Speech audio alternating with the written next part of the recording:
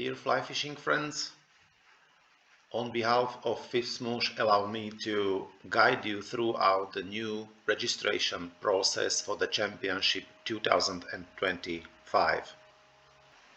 As you may know, we have recently communicated that all championships 2025 will be registered only throughout the website of FIPS Mouche. The reason for this change was following.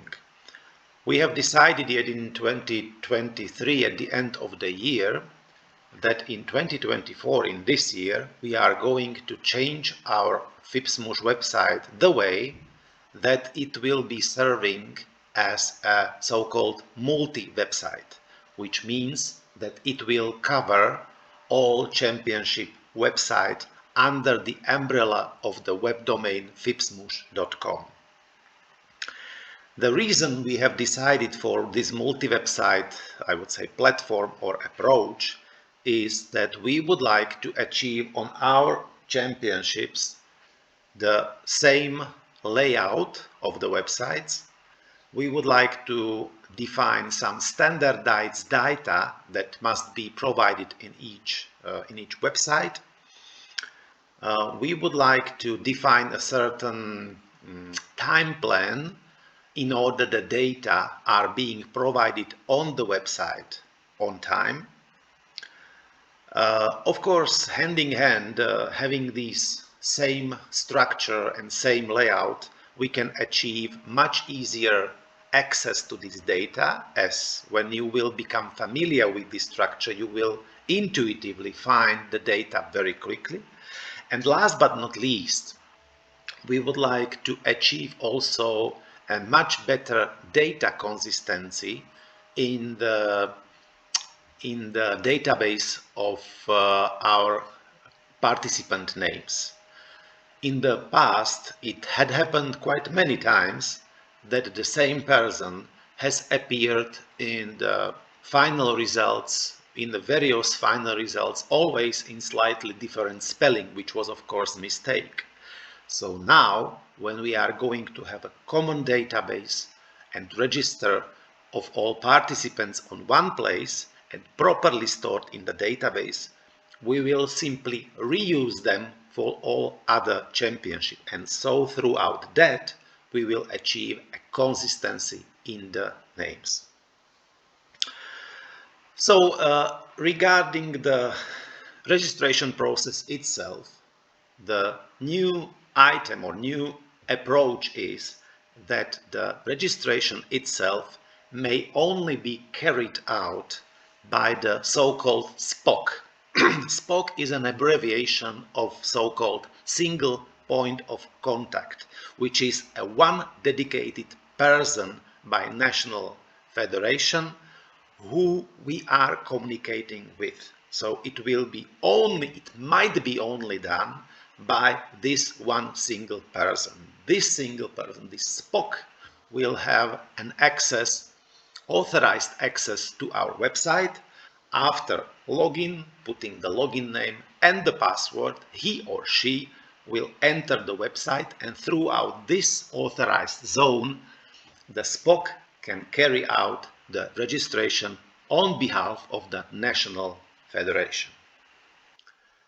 Now I am in a role of the SPOC for our national federation, and I would like to log in to the FIPS Mouche website.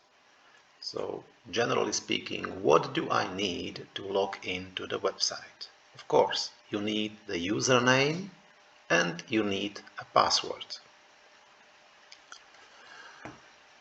When I click on the login item of our horizontal menu, you can see the prompt asking me for including the username or SPOC email and the password.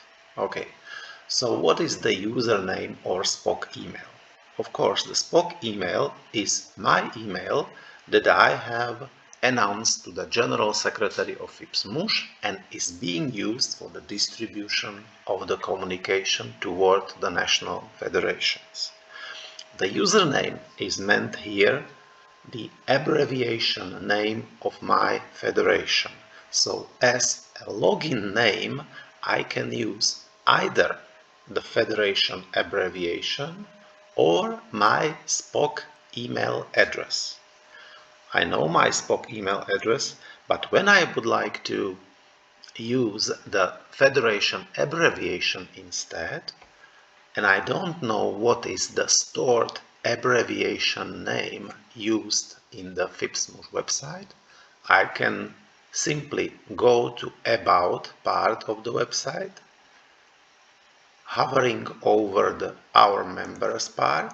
I will be redirected to the current list of our members, which is you can see here, the list of our members. I will hover over my country, for example here, and clicking on it, it will appear the federation profile. And within the federation profile, I can see the federation abbreviation, which is SZSR, standing for Slovenský zväz športového rybolovu. So this abbreviation I can use as a login name to the authorized zone of FIPS Mouche website. Right, so I know what to do. I can go back and here, okay, I know what kind of federation abbreviation I can use, what kind of Spock email address I can use here as my login name. This is either or, I have actually two options. But what kind of password should I use here, because I haven't been yet logged in? Don't worry, it is very easy, very simple. We will just simply pretend that we have forgotten our password.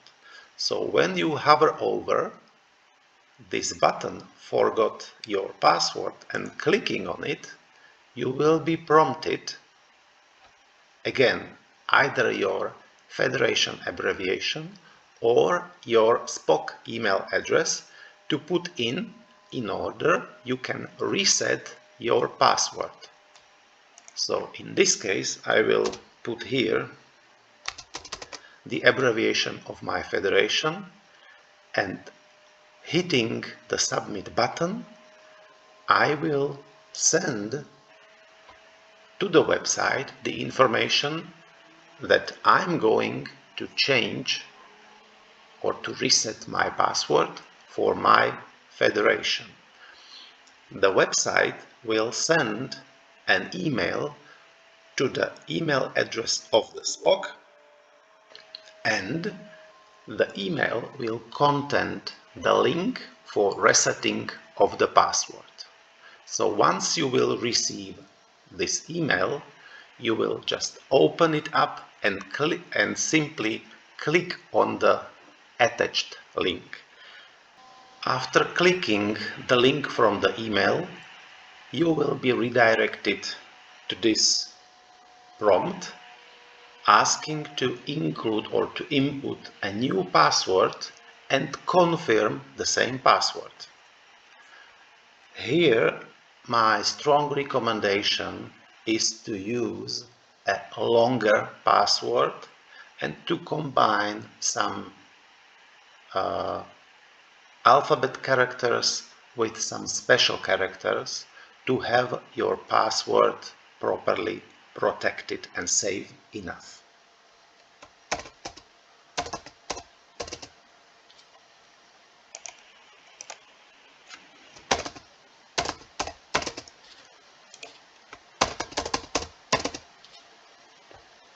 And reset password. After hitting the button Reset Password, I received a confirmation that the form successfully submitted, which means that I confirmed my new password to the website, and now I can simply go and log in using my new credentials. So again, the abbreviation of the federation, and then the new password I just initiated or reset. Hitting on the login button, you will be redirected to the authorized zone of the website. Congratulations, you have successfully logged in, you have successfully initiated your new password, and now you can proceed to the championship registration. We are successfully logged in to the authorized zone of our FIPS Mouche website. As you can see here, I'm logged in on behalf of our national federation just for this testing purposes, for the presentation, presentation reason. And this is so-called administration section or authorized zone, where you can see the three items on this administration vertical menu.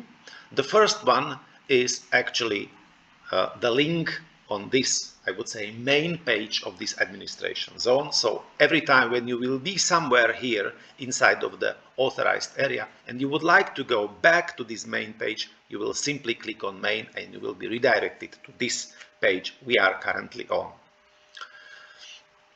The federation profile, which is the second item of the vertical menu, when we click on federation profile, you as a SPOC of your national federation will see here in this zone the basic data of your federation, which means the login name, federation full name, the country, the postal address, and the email address of the current SPOC, as well as when exists also the website of the federation.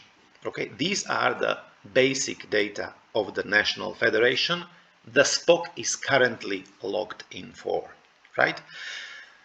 These type of data you can't modify throughout this website because they are loaded or get from the FIPS website, whereas because the FIPS is responsible for keeping the database of its national federation members in accurate form, right? So if you decide or if you find out that some of these data is not valid anymore, please contact the administrator of the FIPS website or FIPS representatives and ask for the update of this data. So as you can see, profile may only be edited on FIPS website via authorized federation account. So here you can click and be redirected to the FIPS in case of some inconsistency. So it was the federation profile item. So let's move on to the most important part, which is the championship registration.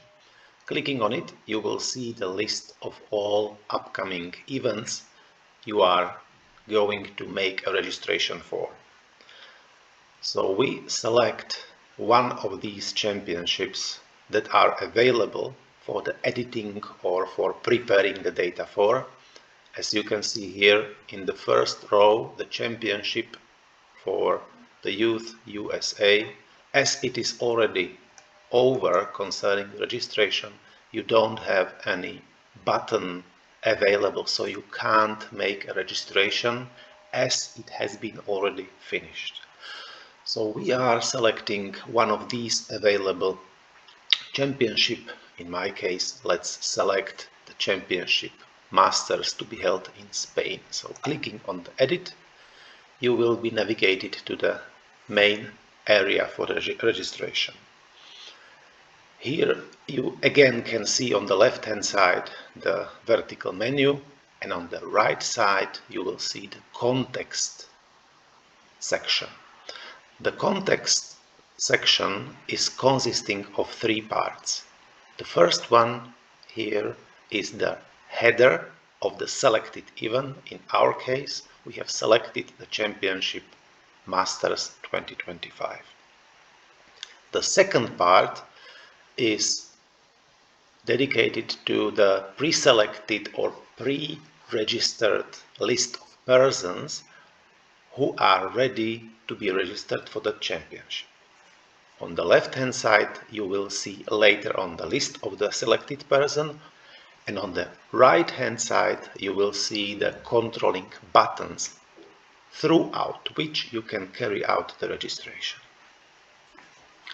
The third part of this context section is pool of persons. That's a list of all persons that has been ever included into this website. And if you need to add a new person, you will follow or you will click on the button Add Person, which is at the end of this section. In most cases, the pool of persons will be empty because you are just starting to carry out the registration, and therefore your typical use case will be to start from scratch. So let's proceed to your typical scenario, which means adding a new person into the pool of persons. So clicking on Add Person button,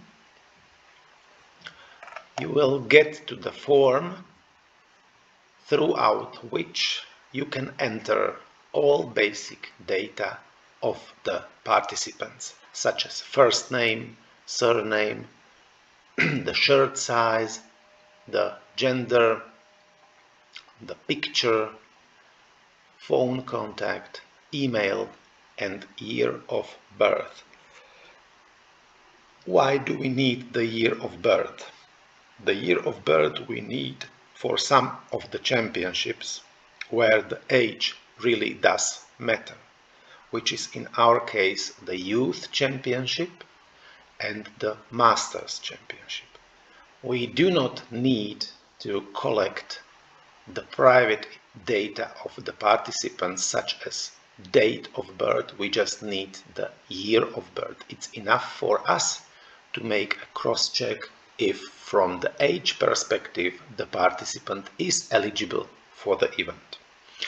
And after all these items are being included, you can click on Agree on Terms and Conditions. Terms and Condition in bold font. It's a link directly to the document where the basic conditions and regulations are being collected. And after clicking on Agree on these terms and conditions, you can add the person into the database. So suppose there is nothing has been entered and you are going to edit, you will be warned by the website that you need to first fill in all mandatory fields. In this case, the mandatory fields are first name, surname, gender, and the year of birth. That's absolutely the minimum you need to enter. The shirt size, picture, phone number, and the email address are only optional fields of this form. Let's start with the case and enter the first name of this new person.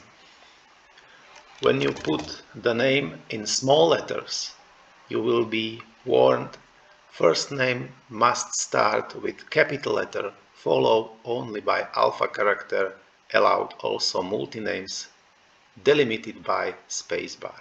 Okay, so all the time the first name must start with a capital letter. So let's change it.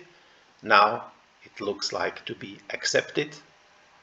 The warning is over, so this kind of character, of course, you can enter in.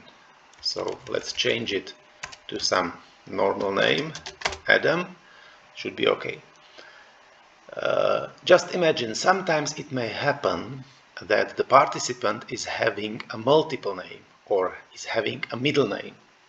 In that case, these multiple names are to be included in this first name only. So suppose his name is Adam John, so you are not allowed to use any dash or any special characters to separate these name segments. You can only use as it is written here, allowed also multi-names, but delimited by spacebar. So you must go back and make a spacebar between these name segments, and then it is accepted. Okay, so we have the first name successfully entered. We can select here also the shirt size, just as an example, and we are approaching to the further one, which is the surname. The surname must start and continue with capital letters only. So if you put, for example, name in this format, which is a traditional one, it will not be accepted because as it is written over there, only capital alpha letters are allowed. So you must change it to Smith and it's all okay. The reason for that is that we would like to standardize all names in this form, and in this form it will appear in every single outcome of the event, in ranking, in resulting, in the list of participants, everywhere. Here in a surname field you are not allowed to put multi names or multi-segments within this field. So you can't use any dash symbol or, I don't know, spacebar and continue with other text. It's not simply allowed in the field dedicated to the surname. So only the single text, all capitals, can be accepted as a surname of the participants. The next item is gender, which is also, as I mentioned before, a mandatory field. So I will click on male, phone, email, and year of birth.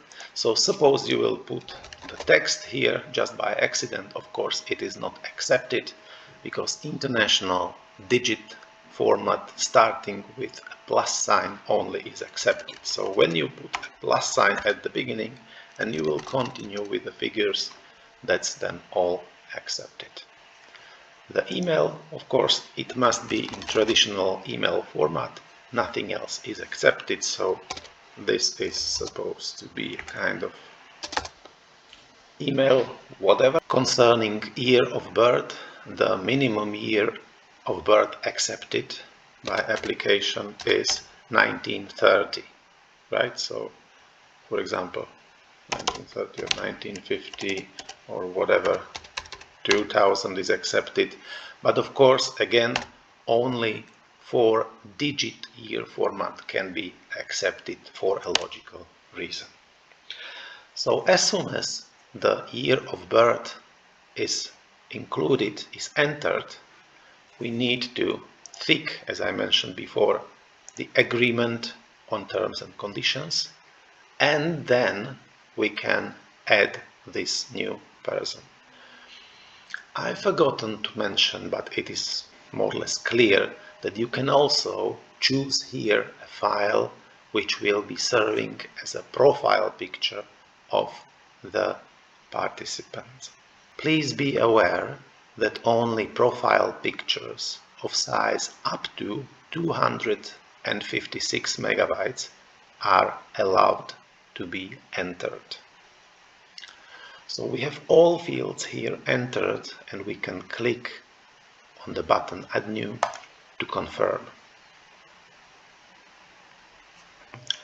Right, so we have here Smith Adam John that has been successfully inserted into the pool of persons available.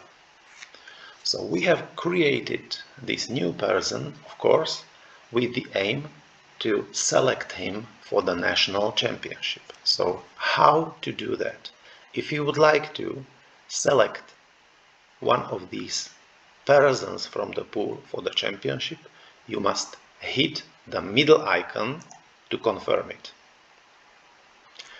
After hitting this icon, you will see the selection form with the name of the selected person and some associated properties that are relevant to be set up.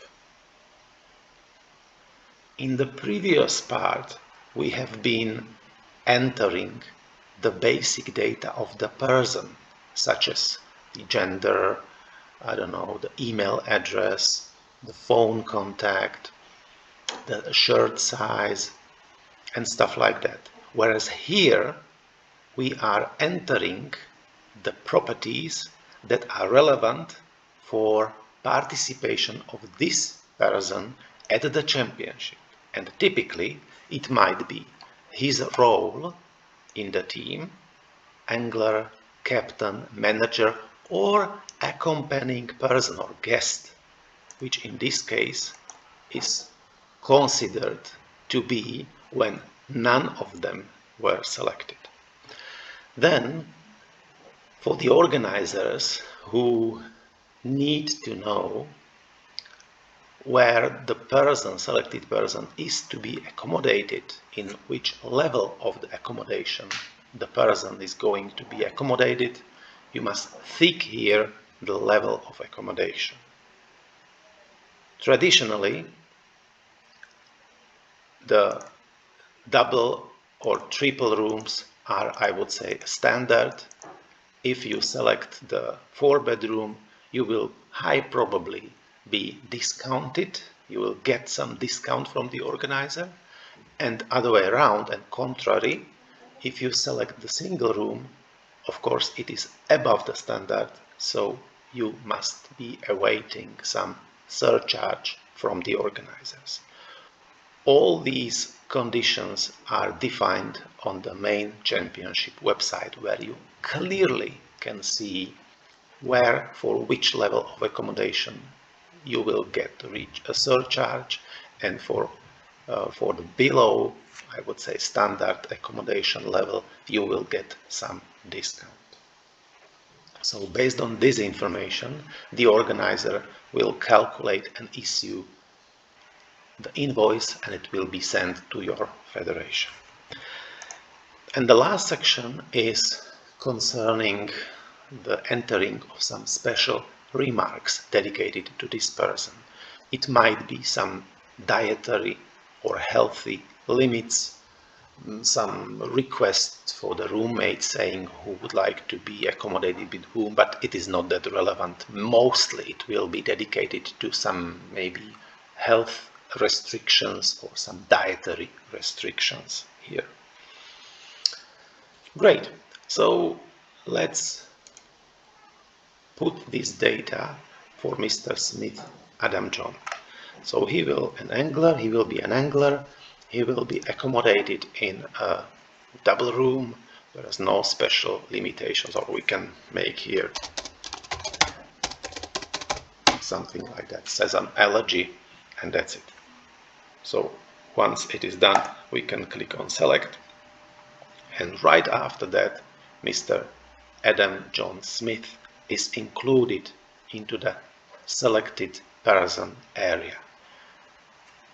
On the right hand side, in this controlling part, you can see it appeared a new button named Register Team, and it allows you at this stage already to make a registration, because sometimes it may appear that you are not going to select the complete team, and therefore also incomplete team is eligible to take part in.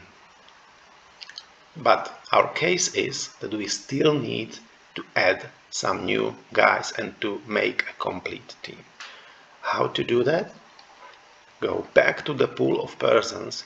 In your case, probably you will need to add more persons and to define your own pool of persons for the further nomination and selection. Whereas in my case, I have already here some predefined names, so I can comfortably use them for the further showcase. So let's select a new person. For example, I'm going to select Mr. Adam Scott. As I mentioned before, the selecting is to be carried out throughout hitting the middle icon. So once again, I will hit the middle icon. I will put him again as an angler, accommodating 3-bedroom, no special remark, select. quite quickly. It goes quite straight forward.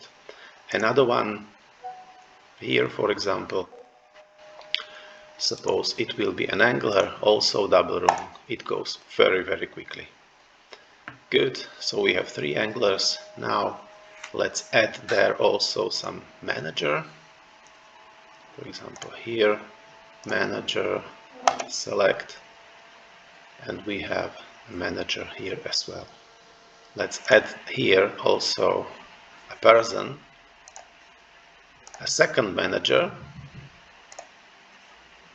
clicking, and the person has not been included here, and you can see here an error message generated by the website. Why? Because manager may only be selected once, so you can't nominate 2 managers. So you must change the role of this person, because this cannot be a manager.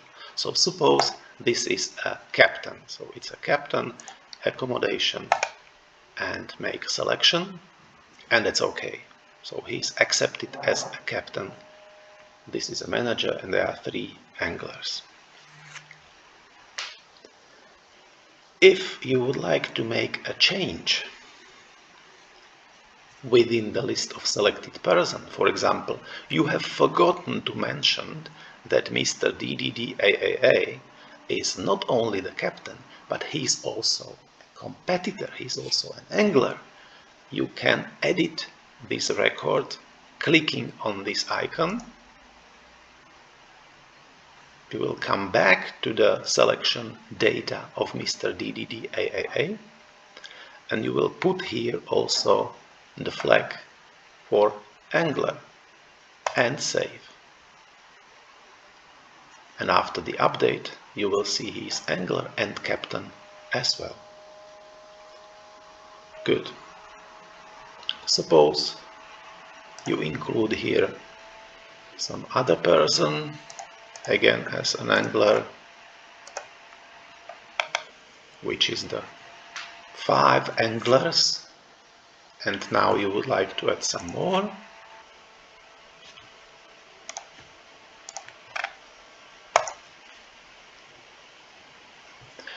Now it looks like you have already 6 anglers here.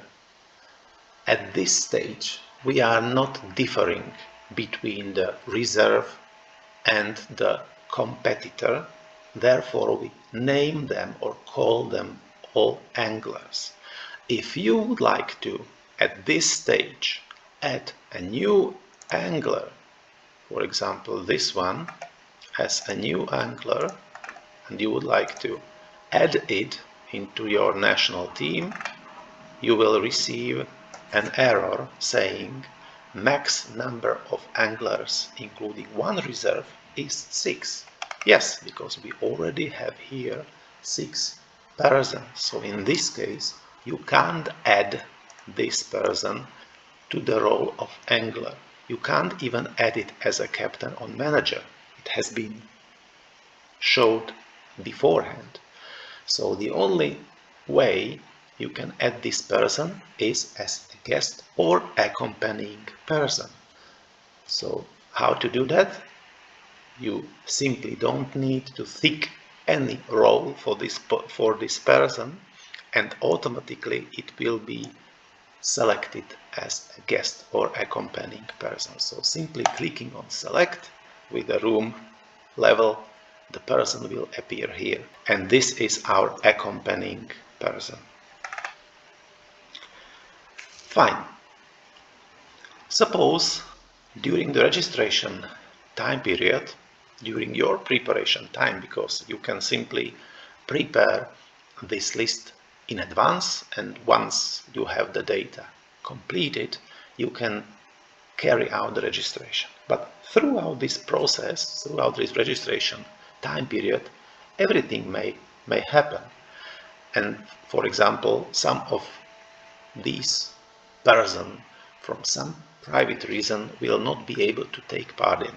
Therefore, you need to have an option how to unselect him from your national team, how to cancel his participation. And you can simply do that throughout also this icon, clicking on this icon and ticking the cancel selection. After saving, the person will be moved from this list back to the pool of persons. So the person is still available for further nomination. Imagine the situation that at this stage you would like to change the basic data, basic personal data of some of the persons listed here. You can do it throughout the clicking on the first icon like this. After clicking it, you will come back to the form for editing of the person, where the personal data are to be entered here, and you are going to change his, for example, email address for this one. I don't know. Okay. So if the new email address is entered here, you can hit the save button and new data has been stored. How you can make sure that the data has been stored properly? You will click back again here, and this is the address we have been just updated. If you don't need to make any changes here, you will simply click this button to close this form and go back to the previous form. Suppose we have a situation that for some reason you are going to delete a person from the pool of persons. For example, I don't know, the person has been excluded from the federation, from your national federation. You can of course do it, and it will be done throughout the third icon of these records. So for example, I'm going to cancel the membership or remove this person from the list. So I will click on this icon and I will be prompted by the website, are you sure you want to delete this registrant? I will confirm yes, I would like to, and the person actually disappeared from the list. Great. The national team for our showcase is being prepared for the registration. Now we can simply hit the register team button and we will get the confirming message from the website, the team was successfully registered. Suppose after the registering, your national team for some serious reason must cancel the participation at that event. You do not have a chance to make it in one single step through one single click. You must do it the way that you will cancel the participation of each single participant selected in your national team. So you will click on each single person, but it goes quite straightforward and quickly. Cancel selection and confirm. Another one, cancel selection and confirm.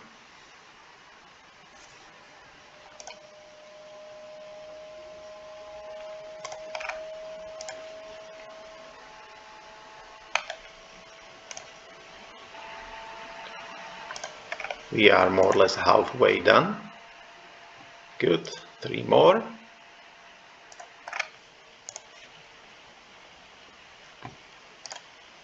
And almost there. And the last participant to be cancelled, and the list is empty. Now you can see here in this control part that you are allowed to unregister the team.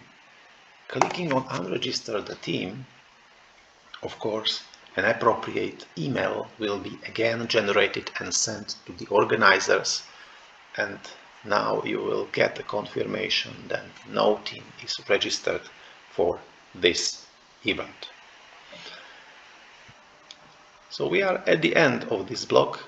We went through all possible scenarios that might help during the registration process, such as adding the new person, modifying the personal or basic data of each person inserted in the pool of persons, nomination of the person or selecting of the person from the pool to the selected national team, removing the person from the pool of persons for some reason,